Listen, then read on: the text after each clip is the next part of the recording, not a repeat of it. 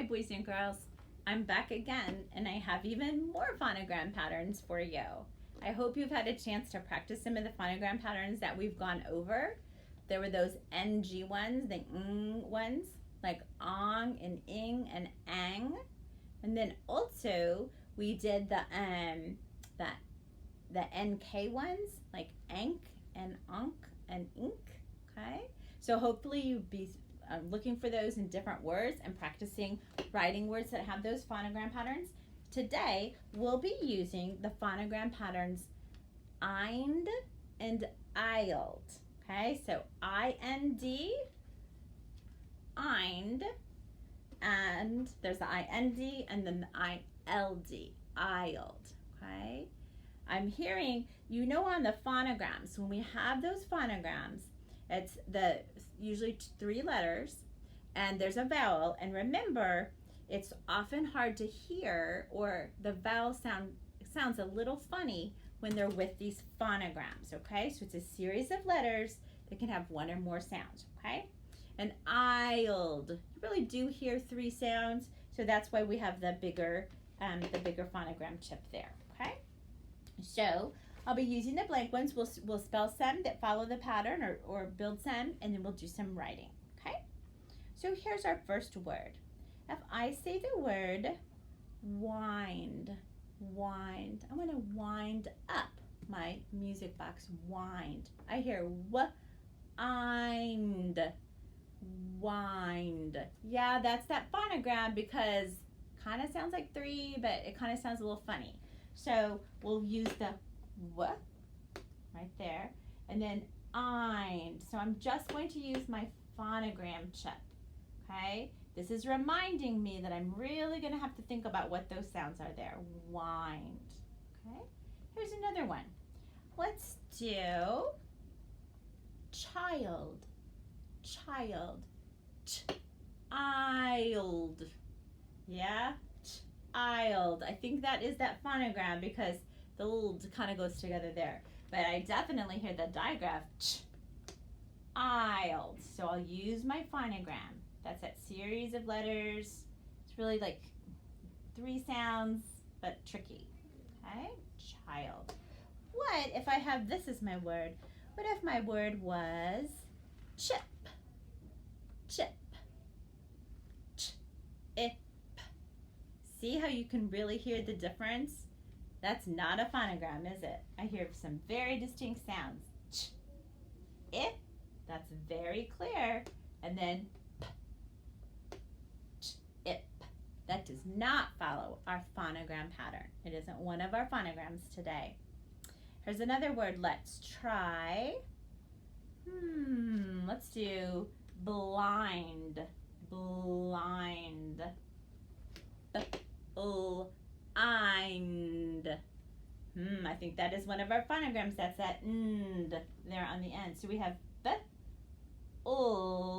and then I hear that I, "nd," and so I'm going to put this here. And here's the funny thing, and some of you might be saying, Mrs. Markman, why do you have that short vowel chip up there today? And so that's the other reason we're not using it here, is because you know that it looks like it's a closed syllable, right? And it technically it is a closed syllable, but because this phonogram affects the vowel a little bit, we are hearing the I sound in most of the words that I've done here today, okay?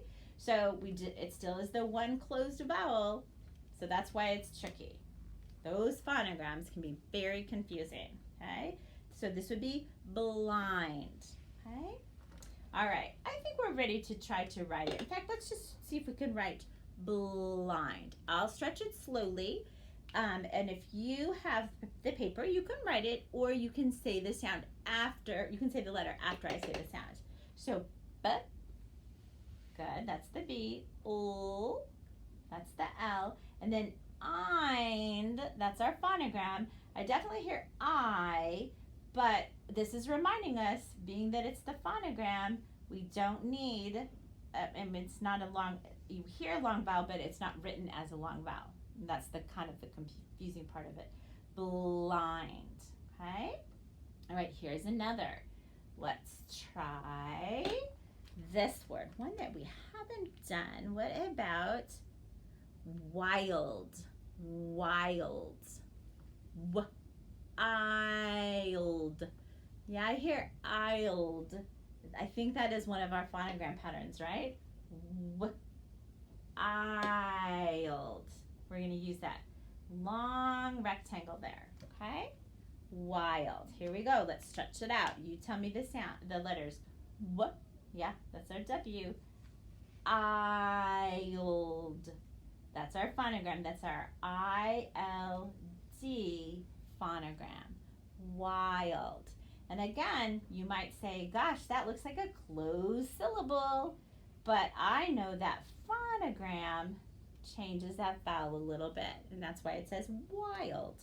Okay, let's try this one. Let's try wisp. Wisp. W-isp.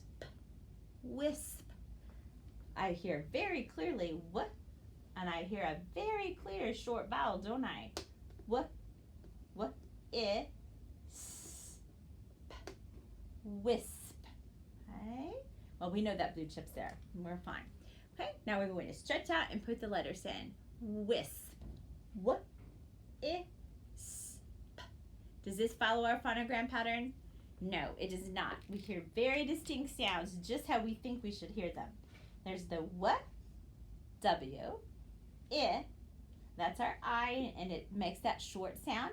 S, p, wisp. Okay, wisp. Let's do one more. What about,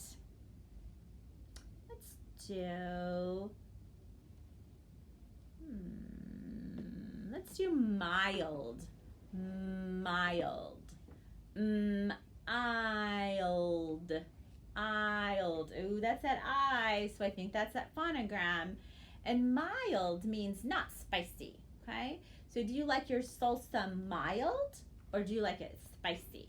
I like mine mild, okay? So we definitely hear the let's put him over there. Oh, none of them will work. There we go. Ild. Ild. Yes, it's our phonogram. Boys and girls, I hope you are kind of getting the idea that phonograms can make things a little tricky. That's why it's really good to even make some word lists. See if you can find lots of different words that follow these phonogram patterns. Okay?